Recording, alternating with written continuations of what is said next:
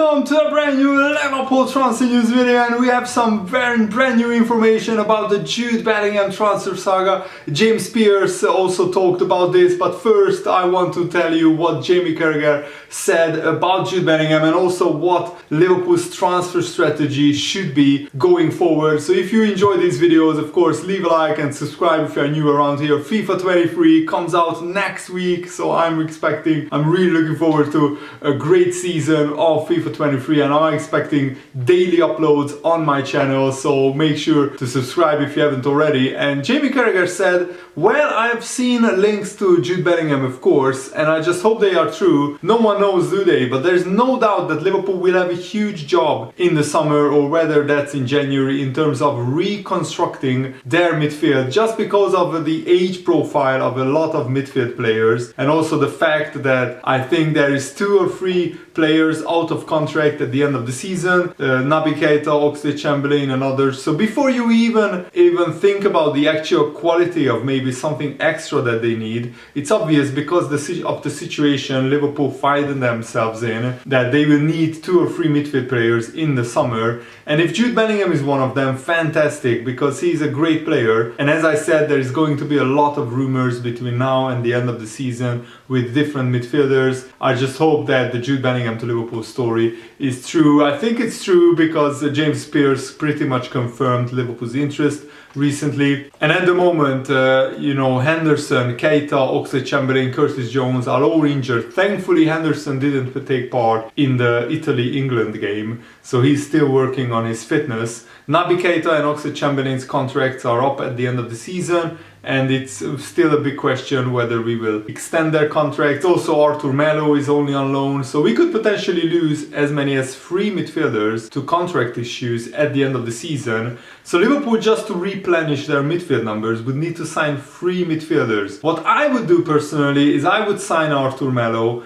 in the summer, if it has a good season, of course. I would extend Naby Keita's contract. I still think that there is a player there, and I would give him a 3-year contract. And if he underperforms, or if he's still out injured constantly in the second half of the season and next season, then we can still sell him 1 year later. He will be 28 years old, so that won't be a problem. And James Pearce and Raphael Honigstein said that Dortmund value Jude Bellingham as 150 million euros, which is around 120 million pounds. Liverpool, Man United, Chelsea, Manchester City, Real Madrid, all in the running, and he can even enhance his status and put his transfer fee at the World Cup. But the way England are playing, Jude Bellingham won't shine at the World Cup. If Gareth Southgate keeps these tactics going, then England won't even get out of the group stage. I know that's a bold statement, but Gareth Southgate are absolutely, he's a Sunday League manager. Honestly, he's not an international quality manager, in my opinion. And James Pearce said that when you speak to people at Liverpool, the big question is, will the numbers get too big? Will the transfer fee get too big? Will Jude Bellingham's wage demands be too big? Let's hope not. And is this, FSG and Liverpool FC lowering the expectation of fans? Because at this point, many Liverpool fans, me and myself included, expect Liverpool to sign Jude Bellingham. But maybe James Pearce, who is pretty much a mouthpiece of Liverpool FC at this point, maybe he's putting out this news to lower the expectations of fans and to not expect Liverpool to sign Jude Bellingham. Of course, I don't want Liverpool to spend 120, 130 million for Jude Bellingham, but we need a world-class midfielder and 2 other very good midfielders as well.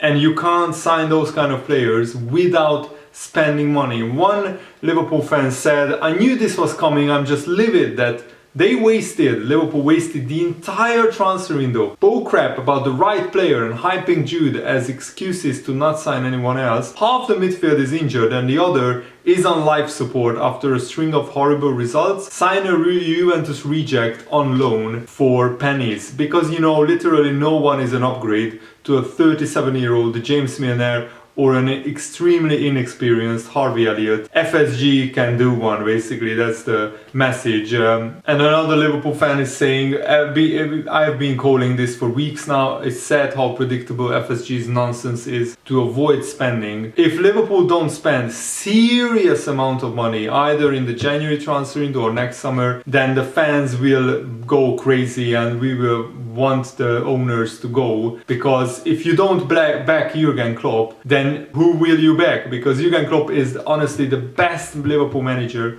of the past 30 years and one of the best Liverpool managers of all time to ever manage the football club. Only Bob Paisley, Bill Shankly and Candy Dalglish can be mentioned in the same category, in my opinion. So Jurgen Klopp is a brilliant genius of a manager. He is the main reason why Liverpool are challenging for trophies and titles, and of course picking out the right transfers. Liverpool Football Club deserves credit as well, but the owners have to back Jurgen Klopp. I keep saying it, and for reason, because if you don't back him now, then Liverpool will just go into decline. Another Liverpool fan said, don't worry, I'm sure the majority of fans won't notice the methodical, gradual letdown of expectations for the fourth successive season. People on the Liverpool Reddit forum could have drafted these exact 2 successive articles months ago. It's so damn predictable from the Ministry of Liverpool FC propaganda. Either the club is ran by deluded morons who genuinely thought Bellingham would be available for £70 million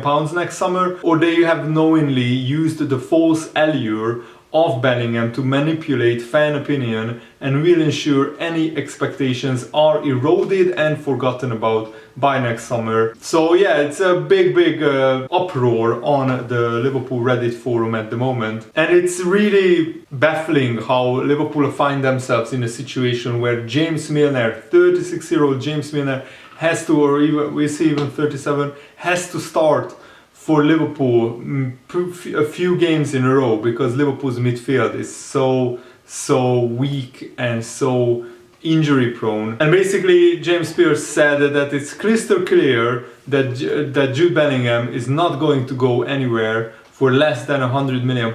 The reality with Bellingham is that there is going to be a stampede to go and get him. A lot of clubs will be in for Bellingham. That's okay. But Liverpool have to pay what it takes, otherwise we won't be good enough to challenge for trophies and titles. If we don't sign a world-class midfielder, it doesn't have to be Bellingham, but FSG have to say, here's 100 million, strengthen the midfield. And then of course the Liverpool transfer gurus will pick out the right kind of players. Steve McManaman also said that Douglas Luiz and Yuri Tielemans are both good Premier League players, but I don't believe they are good enough for Liverpool. They are not at the elite level. I'm not convinced it will be a smart bit of business by Liverpool to move for Douglas Luiz, regardless of whether his contract is expiring or not. I think he's a good player, but I believe he needs to be quicker in a lot of things, and he does this suit. He needs to be quicker with a lot of things he does to suit the style of football that Liverpool play.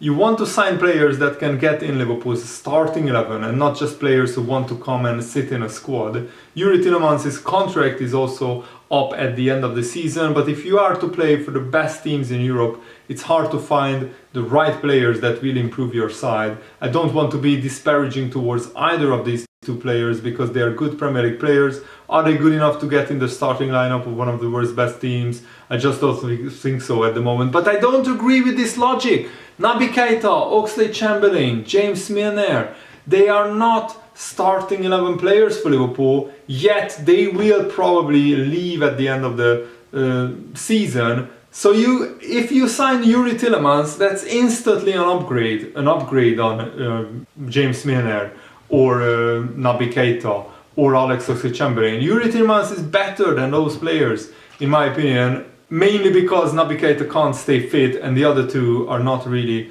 good enough. And Mo Salah scored 2 goals in Egypt's 3-0 defeat against that African team. I don't want to say their name, obviously. And Mo Salah was at his sensational best. You can watch his first goal on my Twitter account. Make sure to follow me at TomLFC7 on Twitter if you haven't already. He takes the touchdown, he takes the ball down with such a clever first touch, which instantly takes the defender out of play, and then he smashes it home into the far corner. And then of course his second goal is from the penalty spot, and Egypt win 3-0.